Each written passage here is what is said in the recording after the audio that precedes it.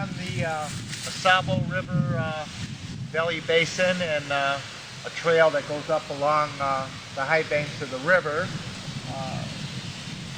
This is an oak ridge that leads out to a large open field full of mice and birds and stuff that coyotes and fox like to eat. But I noticed some coyote tracks going up and down the trails, and the prevalent winds will take my lure here where these trails cross, and pretty confident this should be a good set.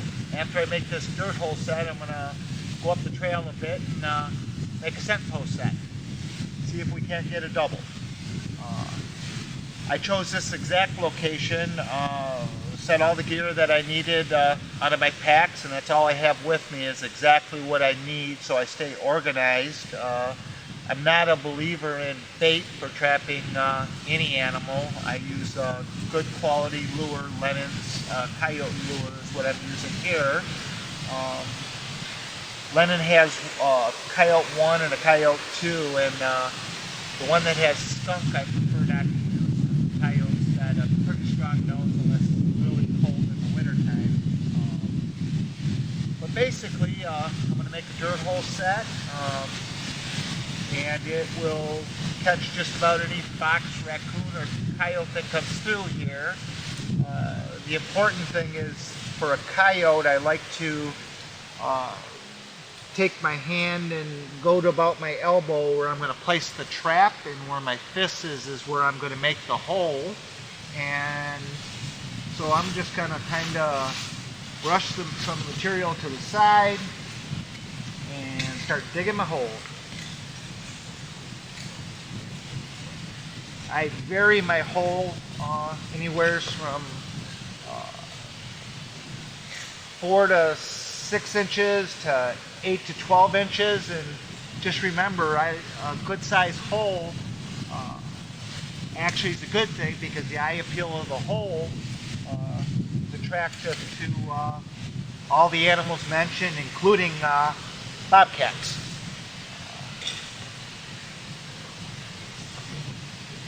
There's a lot of sand throughout most of northern Michigan, and I'll be using either a double stake swivel with 2 rebar stakes, disposable stake, or a drag at most of the sets I make.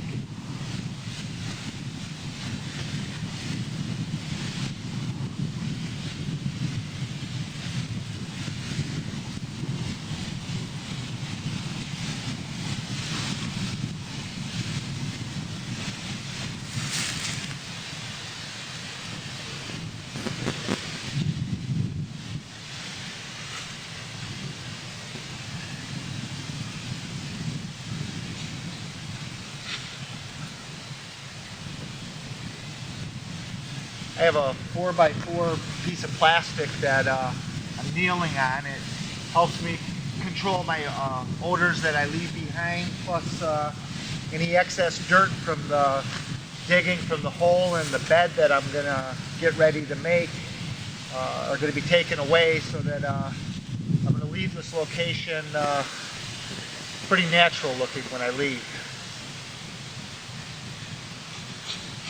Now, depending whether I am going to use a drag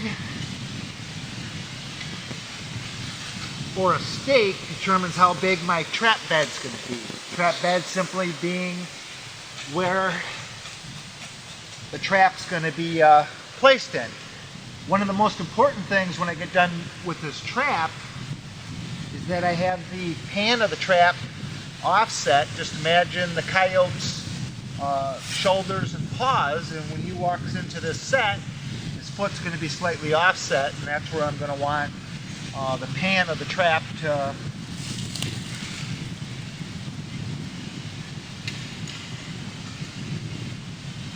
pretty much no matter what. Once I bed the trap in, I sift the top dirt over the trap, because I don't want any of these small twigs and rocks in here to get in the jaws and make the trap not spring together, which would allow the coyote or fox to escape on me. right now the weather forecast is not calling for any freezing weather, which isn't going to last long here in Michigan, but we're going to take advantage of it and not have to use any antifreeze or what I do a lot of times during the when the ground is frozen, use either dry dirt I got in the barn or coveralls or other products on the market, antifreeze mixed into the dirt. They all work with the pros and cons. But you can't beat just non-freezing weather and the natural covering going back in over the trap.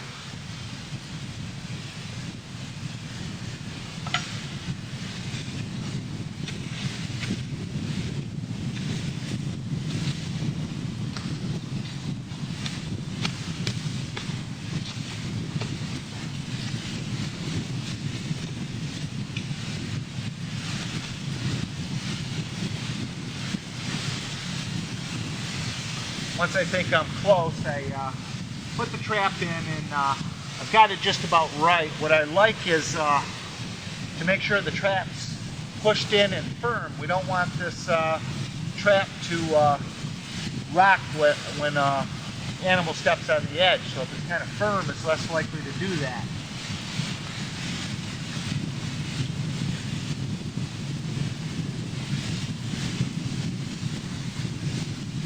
Now that I know I'm going to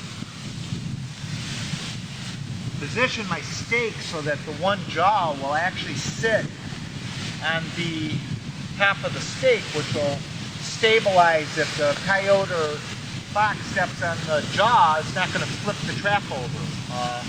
So in other words, you're going to still have an opportunity for him to step on that pan.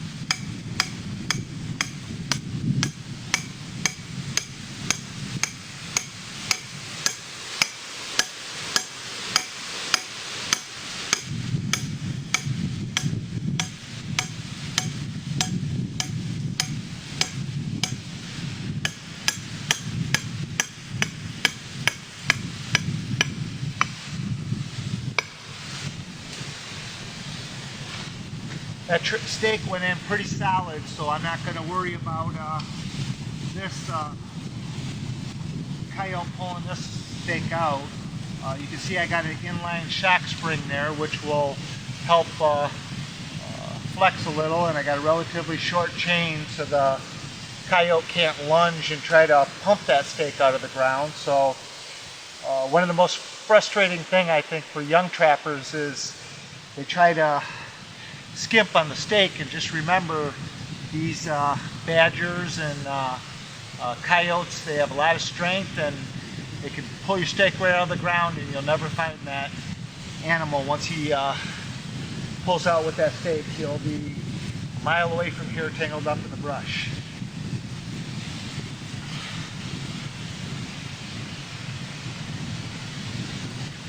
So I got the trap slightly offset. The trap is set very flat, and the coyote steps right here on the edge of the trap. He's not going to flip that trap over. That's very important. There's a little notch in a fiberglass screen cover that I use. Pretty much I've used these for years, and really works great for me.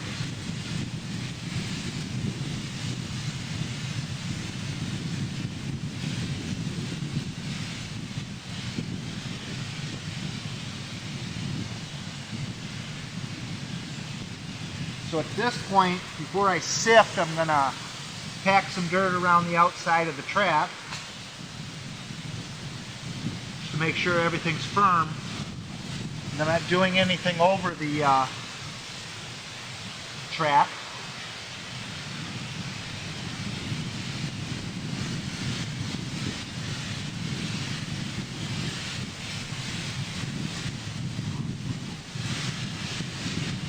At this point, I'm going to sift about 3/4 of an inch of dirt over the whole set. It can be a little heavy this time of the year because I don't expect it to freeze for about a week. And if I don't put enough over, if we get some high winds, it's going to expose the trap, and I don't want that to happen. Dirt's fairly moist, so I don't expect it to happen. That's typically when you got real dry conditions in sand. Once again, I'm sifting the dirt so I don't get any debris in between the trap jaws when it shuts.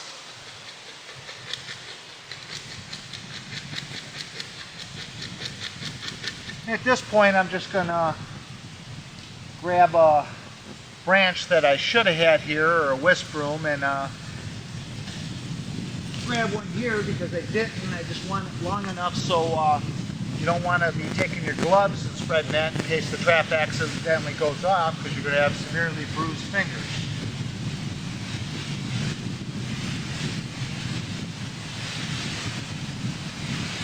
And the nice thing, dirt hole set is really just imitating an animal that digging a hole, whether it's a den or digging for food, or you see them all over when we're walking through the woods and fields. So there is no exact right way, except that, you know, if you can imagine the coyote walking up, I want him to put his foot offset right here. So one way I could do that is also by placing a stepping stick, which is going to kind of assure you don't want him to be able to come through at an angle. So a little bit of experience has taught me where to put the sticks, and I'm sure you can learn too.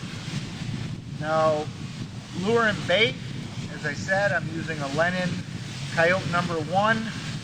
It's a very thick paste, and that's going to remain effective for, you know, a good 2 weeks if it don't rain. Coyote have a very strong sense of smell, and I'm just simply going to throw it down in the hole with a leaf on top, and this set is going to attract any coyote that catches a whiff of that lure, or any animal walking down this trail, whatever it may be, is going to want to investigate that hole. So our set's done.